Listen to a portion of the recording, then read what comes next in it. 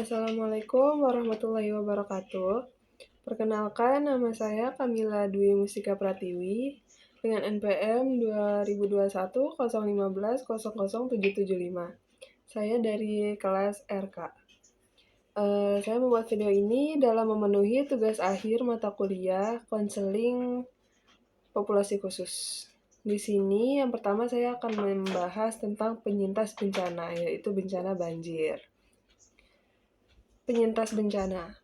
Menurut Kamus Besar Bahasa Indonesia, penyintas itu berasal dari kata sintas, yang berarti kemampuan seseorang untuk dapat bertahan hidup di dalam kondisi yang berbahaya. Nah, penyintas bencana ini merujuk pada individu yang berhasil selamat dan dapat bertahan hidup setelah mengalami bencana, baik bencana alam maupun bencana kemanusiaan. Selanjutnya, kita akan membahas tentang banjir. Nah, banjir ini merupakan suatu bencana alam, meluapnya air ke daratan akibat curah hujan yang tinggi, serta kondisi geografis yang sangat rentan.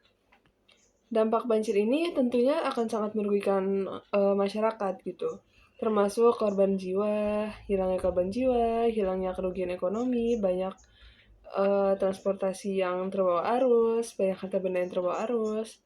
Nah, tentunya untuk dapat mengurangi resiko banjir tersebut, perlu dilakukan pengelolaan seperti drainase, reboisasi, dan tentunya infrastruktur, serta mengedukasi masyarakat sendiri tentang langkah yang harus dilakukan sebagai mitigasi dalam menghadapi bencana banjir tersebut. Selanjutnya, saya akan membahas tentang profil klien kali ini. Jadi, di sini bisa dilihat, saya telah memasukkan foto klien. Lalu, klien ini bernama Maulana Asidiki. Klien berusia 20 tahun, berjenis kelamin laki-laki. Pekerjaan klien sekarang yaitu menjadi mahasiswa. Alamat tempat tinggal klien ada di Jalan Tanah Rendah, Jakarta Timur. Selanjutnya ada deskripsi keluarga. Keluarga klien adalah keluarga yang sederhana. Kedua orang tuanya bekerja sebagai wirausaha dengan membuka warung makan sederhana dengan penghasilan yang cukup untuk keluarganya. Jadi keluarga klien ini membuka warung makan sederhana yang biasanya di depan rumah dibukanya. Itu biasanya yang beli kayak tetangga-tetangganya. Terus orang-orang daerah situ biasanya beli makanan kepada keluarga klien. Untuk rumahnya sendiri, rumah klien ada di dalam gang. Lalu deskripsi diri. Klien merupakan anak tunggal. Keluarga klien ini pernah menjadi korban bencana banjir yang cukup parah pada tahun lalu, yang menyebabkan rumahnya benar-benar terendam banjir, serta banyak hilangnya harta benda karena terbawa arus yang deras, serta kehilangan hewan kesayangannya. Jadi klien ini karena rumahnya di dalam gang dan jalan untuk ke dalamnya itu rada menurun, jadi rumahnya cukup terendam, cukup dalam. Juga banyak harta benda klien yang terbawa arus yang akhirnya hilang. Dan juga ada hewan kesayangannya yaitu kucing yang ikut juga hilang dan belum ditemukan sampai sekarang. Selanjutnya ada prognosis dan diagnosis. Yang pertama ada prognosis. Yang pertama itu ada stabilitas emosional, di mana dukungan sosial dari keluarga dan komunitas tentunya dapat membantu mengurangi gejala stres akut yang dialami oleh klien. Namun, jika dukungan hanya didapati secara minim, maka tentunya resiko masalah kesehatan akan meningkat. Selanjutnya ada rehabilitas sosial dan ekonomi. Proses pemulihan ekonomi bagi korban kehilangan harta dan benda tentunya dapat memakan waktu yang lama, tergantung pada bagaimana dukungan pemerintah dan pejabat setempat dalam menyiapkan bantuan materi dan juga sosial. Selanjutnya ada diagnosis. Yang pertama itu ada fisik, di mana kondisi lingkungan yang lembab dan tidak bersih ini dapat menyebabkan penyakit seperti diare, iritasi kulit, serta dengan adanya bencana banjir ini pastinya terjadi kontaminasi air. Kontaminasi air ini dapat menyebabkan terjadinya krisis air bersih di daerah tersebut. Lalu selanjutnya ada psikologis, di mana korban pastinya mengalami gejala stres seperti kecemasan dan panik akibat kehilangan harta benda serta hewan peliharaan kesayangannya. Bila gejala stres dan panik ini tidak ditangani dengan baik, tentunya gejala ini akan dapat berkembang terus-menerus dan menjadi efek buruk dan negatif ke depannya. Selanjutnya ada kelemahan dan kelebihan. Nah, di sini kelemahan klien dapat diketahui bahwa klien itu mengalami trauma dan belum bisa melupakan kejadian pasca banjir itu. Jadi saat rumahnya terendam oleh banjir, klien juga merasa sedih. Terus juga ditambahkan banyak harta bendanya yang hilang, banyak yang terbawa arus, terus juga hewan kesayangannya, kucing kesayangannya juga ikut hilang. Kelemahannya pasti di mentalnya karena tidak bisa melupakan hal tersebut.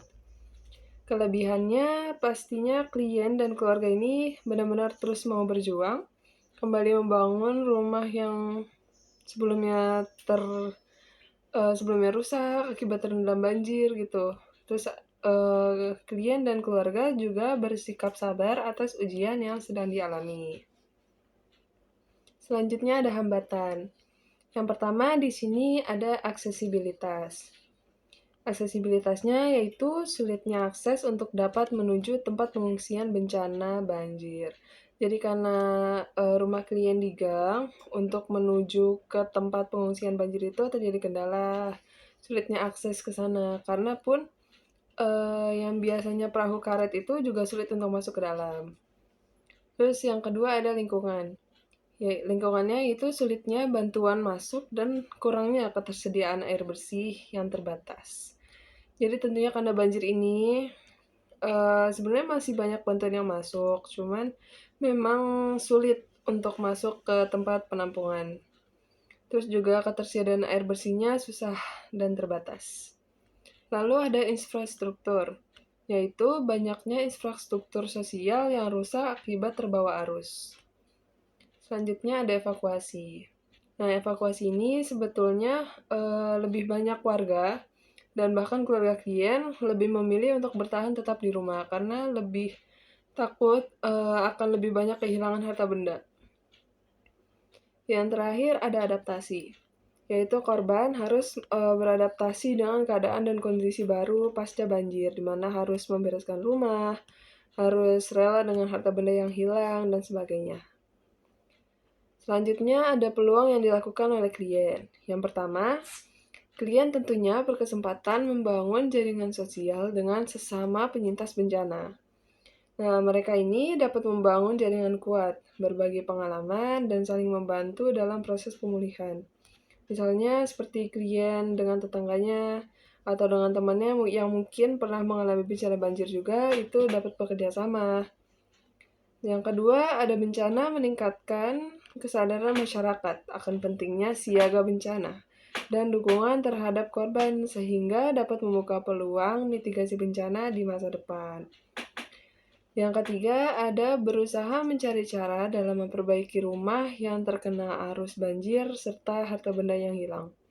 Tentunya dalam memperbaiki ini dibutuhkan dana, jadi lebih berusaha mencari dana dan kerjasama antar keluarga.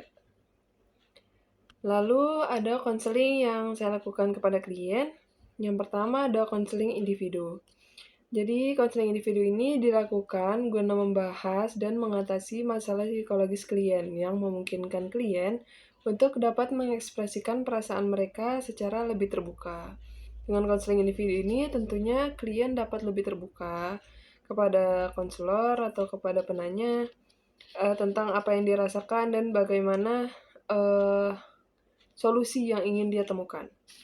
Lalu selanjutnya ada konseling psikososial, yaitu melakukan aktivitas yang rekreatif yang dirancang untuk meningkatkan kesejahteraan mental klien. Kayak misalkan membuat olahraga di tempat penampungan agar stresnya bisa lebih keluar dan semacamnya.